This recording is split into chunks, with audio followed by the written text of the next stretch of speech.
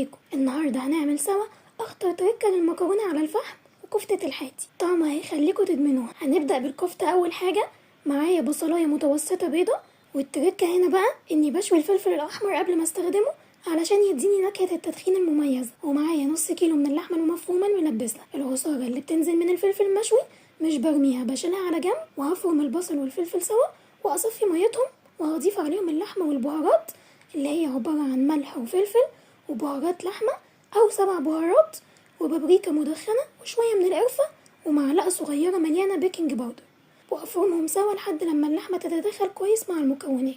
وضفت معلقه كبيره من السمنه البلدي اثناء ضربهم في الكبه علشان تطعمها، لان ما كانش عندي ليا. وبجيب سيخ وببدا اصبع الكفته، وببل ايدي في عصير الفلفل والبصل والين عجينه اللحمه بيها واشكلها بسهوله. خلصت الكميه وجبت طاسه غير لاصقه وحطيت فيها سمنه على زيت، وحمرت الكفته على كل جنب لحد لما اخدت لون الشوي، والنار بتبقى متوسطه. وبعدين شلتها وغلفتها بألمونيوم فويل علشان تحافظ على عصارتها وتبقى دافيه ما تبردش بسرعه. نجهز مكونات المكرونه اللي بالمناسبه دي طريقه ماما المميزه ومفيش حد جربها غير لما ادمنها، وقلت لازم ادوقها لكم انتوا كمان.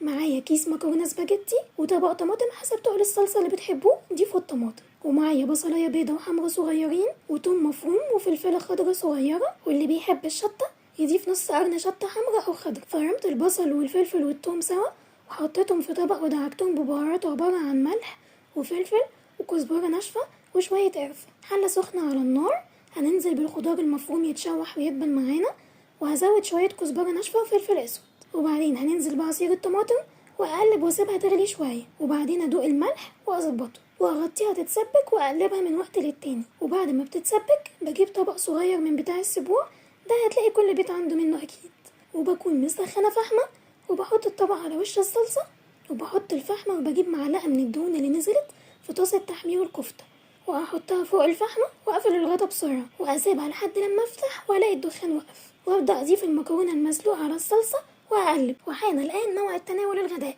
مش عايزه اقول لكم جمال الكفته وهي لسه محتفظه بعصارتها رغم انها كانت بردت خالص، ولا طعم المكرونه اللي خيال بجد، حاجه تجنن وتشرفك قدام ضيوفك لو عملتيها. اتمنى تجربوها وتقولوا لي رايكم في التعليقات، وبالهنا والشفا.